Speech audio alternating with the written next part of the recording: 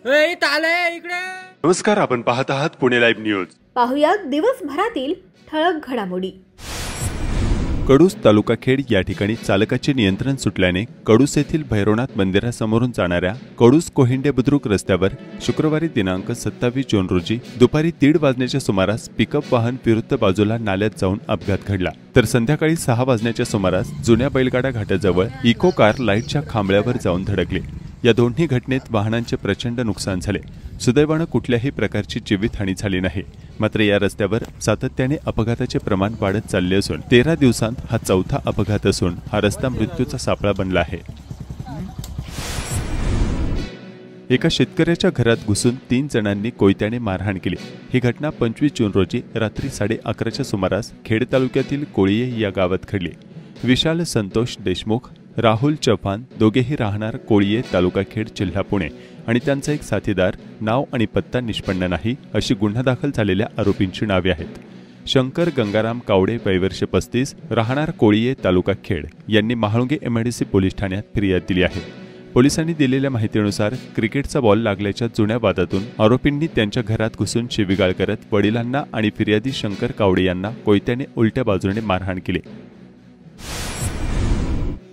सावकारी त्रासामुळे एका व्यक्तीने टोकाचे पाऊल उचलण्याचा प्रयत्न केल्याचा प्रकार उघडकीस आला आहे. 25 ते 26 जून दरम्यान चाकणजवळ नाणेकरवाडी या ठिकाणी ही घटना घडली.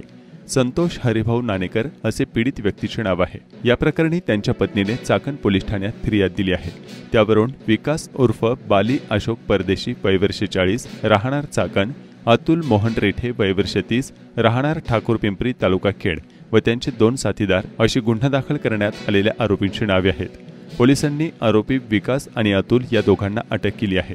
चाकण पोलिसांनी दिलेल्या माहितीनुसार संतोष यांनी आरोपींकडून व्याजाने पैसे घेतले होते. घेतलेल्या पैशांपेक्षा 4 पट अधिक पैसे त्यांनी आरोपींना दिले होते. आरोपींनी संतोष यांच्याकडून कोरे चेक देखील घेतले होते. 4 पट अधिक पैसे घेऊन देखील आरोपींनी आणखी पैशांची मागणी केली. या त्रासाला कंटाळून संतोष यांनी टोकाचे पाऊल उचलले, मात्र ते त्यातून बचावले आहेत. तर चाकण पोलिसांनी दोघांना अटक केली आहे. विद्यार्थ्यांसह नागरिकांची फसवणूक करणाऱ्या अनधिकृत लोन ॲप्स विरोधात पिंपरी चिंचवड सायबर पोलिसांनी मोठी कारवाई केली आहे. प्ले स्टोअरवरून 5 लोन ॲप हटवण्यात पोलिसांना यश आलं असून यामुळे नागरिकांचे कोट्यवधी रुपयांचं नुकसान टळलंय. गेल्या काही दिवसांपासून फसवणुकीच्या ॲप्स विषयी सायबर पोलीस ठाण्यात तक्रारी येत होत्या. या प्रकरणात गुन्ह्यांचे मूळ स्रोत गुगल प्ले स्टोअरवरील ॲप असल्याचं स्पष्ट झालं. नागरिकांकडून चौकशी केल्यानंतर या ॲपकडे ना RBI ना सेबीची अधिकृत परवानगी असल्याचं आढळून आलं. गुगलशी सातत्यानं संपर्क साधून क्रेडिट लेन्स, रॅकपम्टा, RPMTA, क्रेडिट पायलट आणि रेबारोक हे 5 ॲप हटवण्यात आलेत. याशिवाय की Credit, SC Elite VIP, Lumen Max, रूपांतरण या ॲपसाठी देखील पत्रव्यवहार सुरू आहे. नागरिकांनी कोणतेही लोन ॲप वापरण्यापूर्वी ते RBI अथवा सेबीकडे नोंदणीकृत आहे का याची खात्री करून मगच वापर करावा, असं आवाहन पिंपरी चिंचवड सायबर पोलिसांनी केलं आहे. राज्य सरकारनं अदानी ग्रुप यांना राज्यातील काही भागात स्मार्ट विद्युत मीटर बसवण्याचे तब्बल 13,888,000 कोटी रुपयांचं काम सप्टेंबर 2023 मध्ये दिलंय. त्यानुसार पुणे आणि बारामती भागातील अंदाजे 52 लाख विद्युत मीटर बसवण्याचं काम आता सुरू झालंय. याचाच भाग म्हणून चाकण आणि औद्योगिक परिसरात स्मार्ट मीटर बसवलं जात आहे. याबाबत काही ग्राहक नवीन स्मार्ट मीटर जास्त युनिट टाकत असल्याचं आणि त्यामुळे बिल वाढून येत असल्याचं बोललं जात आहे. कालच मुख्यमंत्री देवेंद्र फडणवीस यांनी लाईट बिल आता सन 2029 पर्यंत वाढणार नाही असं सांगितलं. मात्र दुसरीकडे स्मार्ट मीटर जास्त युनिट करून बिल वाढवत असल्याचा आरोप ग्राहक करतात. इको स्मार्ट एनर्जी कंपनी ही अदानी कंपनीसाठी मीटर बसवत असून कुठेही अदानी नाव नसल्यानं जनतेला थेट अदानी ग्रुप यांचे काम असल्याचं दिसून येत नाहीये. मात्र शासन निर्णय आणि दिलेला ठेका यातून अदानी ग्रुप हे काम करत असून फुकट मीटर बसवत असल्याचं चित्र दिसून येत आहे.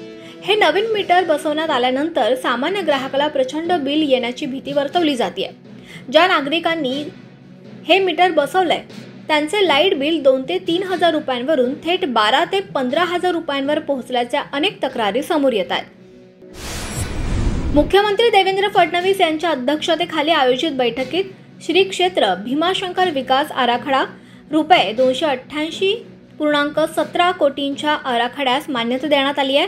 श्री क्षेत्र भीमाशंकर विकास आराखड्याची अंमलबजावणी तातडीने सुरू करून कुंभमेळ्याच्या आधी या क्षेत्राचा सुनियोजितपणे दर्जेदार विकास करण्याचे निर्देश त्यांनी यावेळी दिलेत। बैठकीत सांस्कृतिक कार्य मंत्री ॲडव्होकेट आशिष शेलार, आमदार दिलीप वळसे पाटील उपस्थित होते। खेडचे आमदार बाबाजी काळे यांनी भीमाशंकर परिसर विकासासाठी राज्य शासनाकडे मागील काही दिवसात पाठपुरावा केला होता।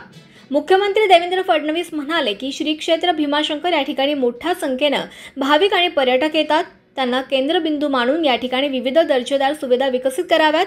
कुंभमेळा सुरू होण्यापूर्वी श्री क्षेत्र भीमाशंकर येथील विकासाची कामे पूर्ण करावी आणि त्या दृष्टीने विकास आराखड्याच्या अंमलबजावणीचा कालबद्ध कार्यक्रम तयार करावा।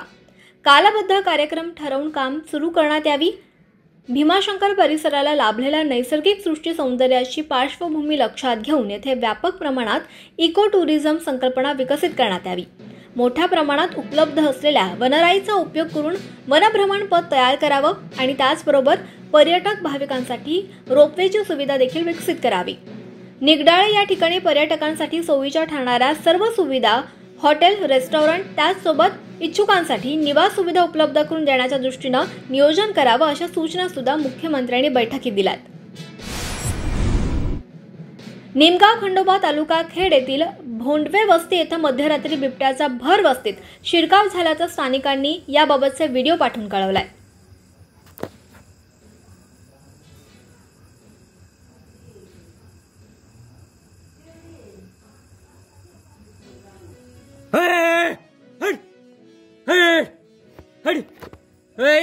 इकडे खाली वाळाला गावता। दिनांक 26 रोजी दुपारी सातारा जिल्ह्यात संत श्रेष्ठ ज्ञानेश्वर महाराज पालखी सोहळ्याने प्रवेश केला। शुक्रवारी दिनांक 27 रोजी दुपारी पालखी सोहळा लोणंदवरून तरडगाव येथे मार्गस्थ झाला। खंडाळा तालुक्यातून पालखी सोहळ्याने फलटण तालुक्यात प्रवेश केल्यानंतर विठ्ठल भक्तांना वेध लागले होते ते या सोहळ्यातील पहिल्या उभ्या रिंगणाचे। अभूतपूर्व गर्दीत तब्बल 3 वेळा जागा बदलून रिंगण नेहमीच्या ठिकाणी पासून काही अंतरावर पार पडलं। प्रचंड गर्दीत दोन्ही अश्वांनी वाट काढत हा सोहळा पार पडला। आळंदी श्री ज्ञानेश्वर विद्यालय आणि आळंदी पोलीस स्टेशनच्या वतीने 26 जून जागतिक अंमली पदार्थ विरोधी दिन साजरा करण्यात आला। आळंदी पोलीस स्टेशनचे वरिष्ठ पोलीस निरीक्षक नरके यांनी मार्गदर्शन केलं। यावेळी प्राचार्य सूर्यकांत मुंगसे, उपप्राचार्य किसन राठोड, पर्यवेक्षक आणि शिक्षक उपस्थित होते। पाडळी परिसरात HP कंपनीच्या गोडाऊन परिसरात बुधवारी रात्री बिबट्या आढळल्यानंतर गुरुवारी रात्री 9 नंतर याच परिसरात बिबट्याचा वावर CCTV कॅमेऱ्यात कैद झालाय। खेड तालुक्यातील राजगुरुनगर परिसरात बिबट्याचा वावर कायमच दिसत असला तरी वडगाव, पाटोळे, दोंदे, रानमळा, आगरमाथा, कडूस परिसरात बिबट्याचे नागरिकांना वारंवार दर्शन होताना दिसत आहे। राजगुरुनगर शहर परिसरातील सांडखोरवाडी येथील शेतकरी चंद्रकांत कृष्णा पठारे यांच्या शेतात 23 गुंठे शेतजमिनीवर पेरण्यात आलेल्या ज्वारी पिकावर आणि 26 गुंठ्यातील शेतजमिनीवरील पिकांची नासाडी करण्यासाठी खोडसाळपणाने काही जणांकडून औषधं मारण्यात आली। 4 पिकावर तणनाशक औषधे फवारून पिकांचं नुकसान केल्याची तक्रार चंद्रकांत पठारे यांनी खेड पोलीस स्टेशनमध्ये दिली आहे। अहिल्याबाई होळकर योजनेअंतर्गत विद्यार्थिनींना मोफत ST पासचे वाटप खेड तालुक्यात करण्यात आलं। रयत शिक्षण संस्थेच्या जवाहर विद्यालय चासकमानमध्ये विद्यार्थिनींना राजगुरुनगर ST आगार यांच्याकडून मोफत पास देण्याची व्यवस्था करण्यात आली आहे। विद्यालयातील एकूण 73 विद्यार्थिनींना STचे मोफत पास देण्यात आले। पुणे नाशिक महामार्गावर शुक्रवारी 27 जून रोजी दिवसभर प्रचंड वाहतूक कोंडीचा प्रत्यय पुन्हा एकदा प्रवासी, वाहन चालक आणि नागरिकांना आला। शुक्रवारी दिवसभर या रस्त्यावर काय स्थिती होती ते पाहूयात।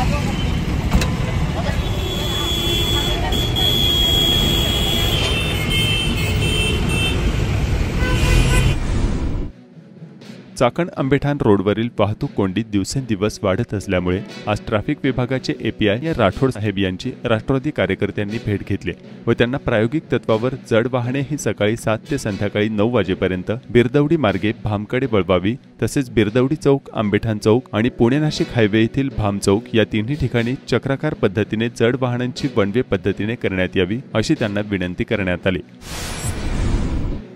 धानोरे फाट्यावरील चऱ्होली खुर्द आणि बुद्रुक बाह्यवळण मार्गावरील रस्त्यावर ठिकठिकाणी मोठमोठे खड्डे झाले असून वाहन चालकांना त्या रस्त्यावरून वाहन चालवताना मोठी कसरत करावी लागत आहे।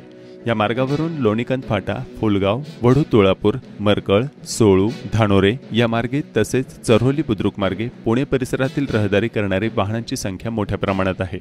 तसेच आळंदी परिसरातील नागरिक विविध कामानिमित्त या मार्गाचा वापर करतात। चऱ्होली खुर्द बुद्रुक बाह्यवळण मार्गावरील रस्त्यावर तसेच दोन्ही चऱ्होली जोडणाऱ्या पुलापर्यंत या मार्गावर खड्ड्यांचे साम्राज्य तयार झाले आहे।